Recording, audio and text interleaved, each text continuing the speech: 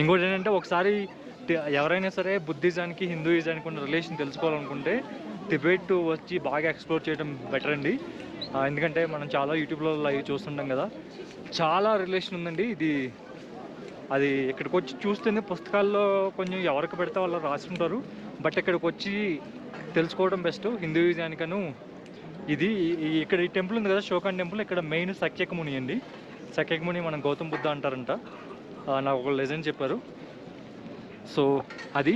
ఇంకోటి ఏంటంటే ఈ టెంపుల్ ఉంది కదా, ఈ టెంపుల్ ఇది నేపాల్ ఫేసింగ్ అన్నమాట. ఇది Nepal facing, Mount Everest facing.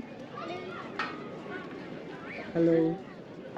So ఈ temple Nepal facing and Mount Everest facing. ఎందుకంటే నేపాల్ ప్రిన్సెస్ ఇక్కడ లోపల ఉన్న విగ్రహాన్ని ఆవిడ డొనేట్ చేసిందంటండి.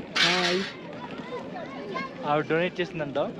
సో అందుకే నేపాల్ ప్రిన్సెస్కి టిబెట్ ప్రిన్సెస్, అది నేను రాంగ్ విన్నానో ఏంటో నాకు తెలియదు. ఒకసారి నేను ఇంకొకసారి క్లారిఫికేషన్ తీసుకుంటాను. ఎందుకంటే ప్రిన్సెస్ అంటే వాళ్ళిద్దరి మధ్య స్నేహం అయి ఉండొచ్చు, లేదా టిబెట్ ప్రిన్స్ నేపాల్ ప్రిన్సెస్కి ఇచ్చింటే వాళ్ళిద్దరి మధ్య ఇంకొక రకమైన స్నేహం అయి ఉండొచ్చు. అది ప్రేమ స్నేహం, ఏ స్నేహం అనేది ఒకసారి నేను మా గైడ్ని అడిగి తెలుసుకుంటాను. సో ఇది చాలా బ్యూటిఫుల్గా ఈరోజు ఫెస్టివల్ రోజు ఇక్కడ రావడం అనేది చాలా ఆనందంగా ఉంది. సో మీరు చూసి లైక్ చేసి షేర్ చేస్తే మరిన్ని వీడియోలు ఇటువంటివి అందించడం కోసం చాలా ఎంకరేజ్ చేసినట్టు ఉంటుంది. అదిగాక టిబెట్లో ఫస్ట్ టైము నాకు తెలిసి మొట్టమొదటి తెలుగు ట్రావెలర్ నేనే అనుకుంటా టిబెట్ వచ్చి ఇలా వీడియోలు రికార్డ్ చేయటం. ఇప్పుడు వరకు నాకు తెలిసినంతవరకు తెలుగు ట్రావెలర్లు అయితే ఎవరు టిబెట్ రాలేదు, చైనాలో టిబెట్ రాలేదు.